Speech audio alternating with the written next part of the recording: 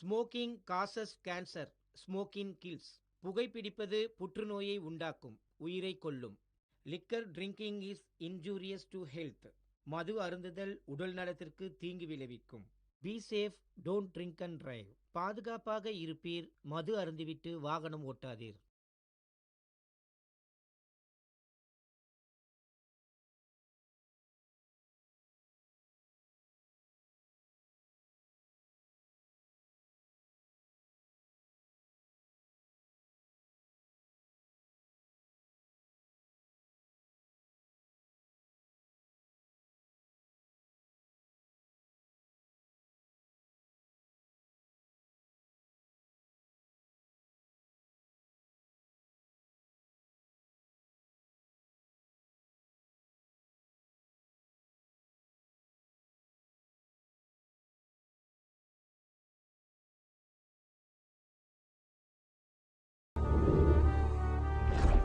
கிபி 907 பராந்தக சோழன் ஆட்சி புரிந்த காலத்துல சொந்த நிலம் வச்சிருக்கவங்க பேரை ஓலையில எழுதி ஒரு குடத்துல போட்டு தலைவர்களை தேர்ந்தெடுக்கிற முறை உள்ளாட்சி தேர்தலில் இருந்தது. 1919 நீதி கட்சி ஆட்சி பொறுப்புக்கு வந்ததும் கல்வி, இடஒதுக்கீடு உள்ளிட்ட பல சீர்திருத்தங்களை தமிழ்நாட்டில் கொண்டு வந்தாங்க. இந்தியா சுதந்திரம் அடைஞ்ச பிறகு காலப்போக்கில் சில அரசியல்வாதிகள்னால சமூக வளர்ச்சி திட்டங்கள் மக்களை சரியா சென்றடையல. 1994 1/3 இடத்தை பெண்களுக்கு ஒதுக்கீடு வழங்கும் நடைமுறை வந்துச்சு. இந்தியாவில் உள்ளாட்சி அமைப்புகளை ஆய்வு செய்ய தரம்பால் ஆணையத்தால தேர்ந்தெடுக்கப்பட்டு தேசிய அளவுல முன்மாதிரியா இருந்த மாநிலம் தமிழ்நாடு. பல்வேறு வரலாற்று ஆசிரியர்கள் தமிழ்நாட்டின் உள்ளாட்சி நிர்வாகத்தை வியந்து பாராட்டியிருக்காங்க. உள்ளாட்சி தேர்தல் களம் 5 ஆண்டுகளுக்கு ஒரு முறை ஊரின் முகமாக ஒருவரை தேர்ந்தெடுக்கிற ஜனநாயக திருவிழா. இந்த திருவிழால கொண்டாட்டம், போட்டி, பொறாமை, சூழ்ச்சி, துரோகம், தீராப்பகை, பழிவாங்கல்கள், படுகொலைகள்னு இன்னும் நடந்துகிட்டு தான் இருக்கு.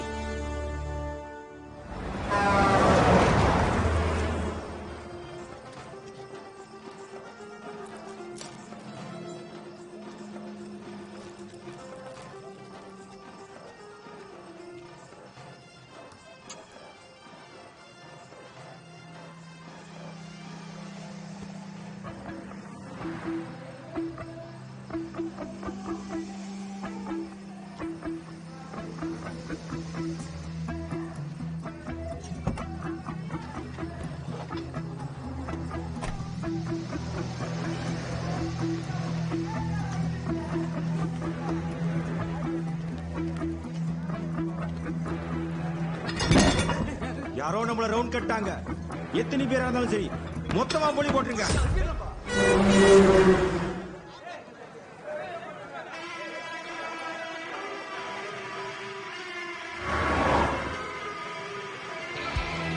கரண்ட் போனதுக்கு டிக்கெட் செம் பண்ணிக்கிறானுங்க.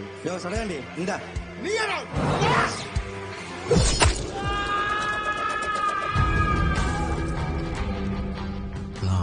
நடராசன் ஆயுதம் எடுக்கணும்னு என்னைக்கும் நினைச்சதில்ல. எல்லாரும் மாதிரி சந்தோஷமா வாழணுன்றதுதான் ஆசை. ஆனா அடுத்தவங்களால முடிவு பண்ணப்படுற இந்த வாழ்க்கை நாம நினைச்சதை என்னைக்குதான் தந்திருக்கு.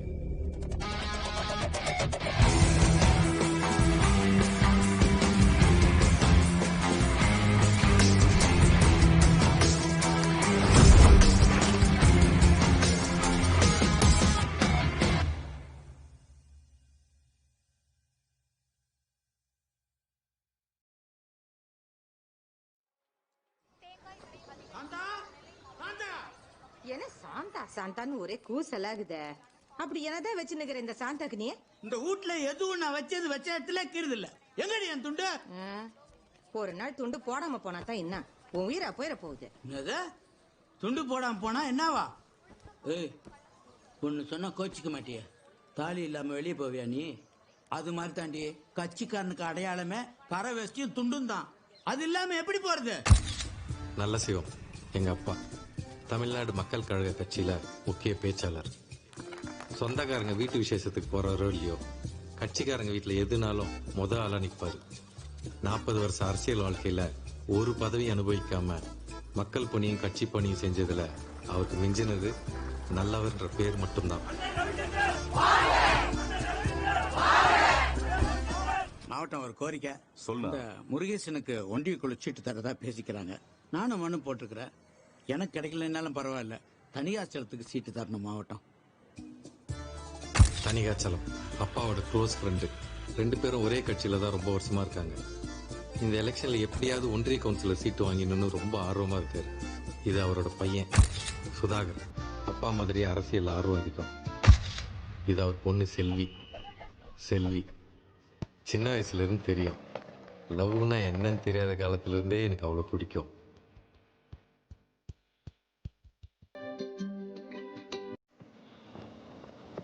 ஒன்றியம் புதிய காமிச்சிட்டான் பத்தியா சிவம். பணத்தை வாங்கி கூட்டணி சீட்டு கொடுத்துட்டான். நான் சுயேட்சா நிக்கலான்னு முடிவு பண்ணிக்கிறேன். நீ மட்டும் என் கூட இரு, மற்றதெல்லாம் நான் பார்த்துக்கிறேன்.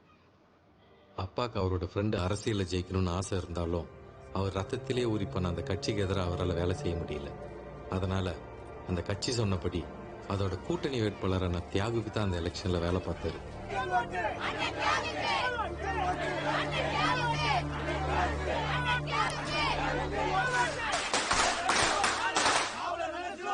மாமா உன்ன மாதிரி ஆளை பாக்குறதே அரிப்பொருள் மாமா. பொறாம போச்சரிப்புல சொந்த கட்சிக்காரனே எலெக்ஷன்ல இறங்கி வேலை செய்யறது இல்ல. எங்களுக்காக எலெக்ஷன்ல இறங்கி வேலை செஞ்சு என்ன ஜெயிக்க வச்சுட்டேன். ரொம்ப நன்றி மாமா. நான் என்னப்பா பெருசா செஞ்சுட்டேன்? கட்சி தலைமை யார வேட்பாளர்னு கை காட்டுச்சா அவங்களுக்கு நான் வேலை செஞ்சேன். என்ன தோக்காச்சிட்டு அவன் காலை நக்கி நிக்கிறியா? வெக்கமால உனக்கு? எந்த கட்சிக்காக எனக்கு நீ துரோகம் பண்ணியோ அதே கட்சி ஒரு நாள் உன் ரத்தத்தை உறிஞ்சு உன்னை நடு ரோட்ல தூக்கி சக்கையா விசிறி போடுண்டா. அப்ப திரண்ட என் வழி நான் உனக்கு தொட உனக்கு எனக்கு உண்டான வர முடிஞ்சு போச்சுடா. தோல்வி நான் இன்னான்றது உனக்கு காட்டுறேன். உன்னை தொட விட மாட்டேன். எத்தனை எலெக்ஷன் இருந்தாலும் உன்னை எடுத்து நீ பண்ண போட்டு விடு. நான் இருக்கிறேன் மாமா.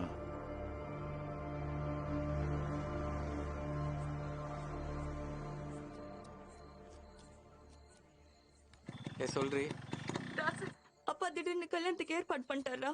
கல்யாணமா? என்ன சொல்ற? வீட்டுல சொந்தக்காரங்களா வந்திருக்காங்க. எனக்கு ரொம்ப பயமா இருக்குடா. என்னடி கல்யாணம்? யாரா பொண்ணு பார்க்க வந்துருக்காங்களா? ஆமாடா, மாப்பிள்ள வெளிநாட்டுல இருக்கானா. நீ சும்மா பயந்துன்னு இருக்காத. நீ அங்க இரு, எங்க அப்பாட்ட பேசிட்டு வரேன். அதை எப்படி பொண்ணு அவனுங்க? செல்வே, யார்கிட்ட பேசுற? கேக்குறல்ல, எவங்கிட்ட பேசுங்கிற? குடுறி. ஏய், எத்தனை வாட்டி சொல்றேன் அந்த குடும்பத்தோட சட்டத்தை நான் வேணான்னு சொல்லி பேசியா? அந்த ராசிட்ட பேசியா? ஏய், நான் சொல்ற பையனை தான் நீ கல்யாணம் பண்ணணும். இன்னும் 2 நாள்ல உனக்கு கல்யாணம். அவனை தான் நீ கட்டி வெளிநாட்டுக்கு போற. புரிஞ்சுதா? சொல்லு. ராச மறந்துட்ட சொல்லு. சொல்லு. மறந்துட்ட சொல்லு. சொல்லு. ஏய், என்ன விட உனக்கு முக்கியமா போயிட்டனா? மறந்துட்ட சொல்லு. மறந்துட்ட சொல்லு. சொல்லு. நீ என்ன அடிச்சு கொன்னா கூட நான் ராசுவத கல்யாணம் பண்ணிப்பேன்.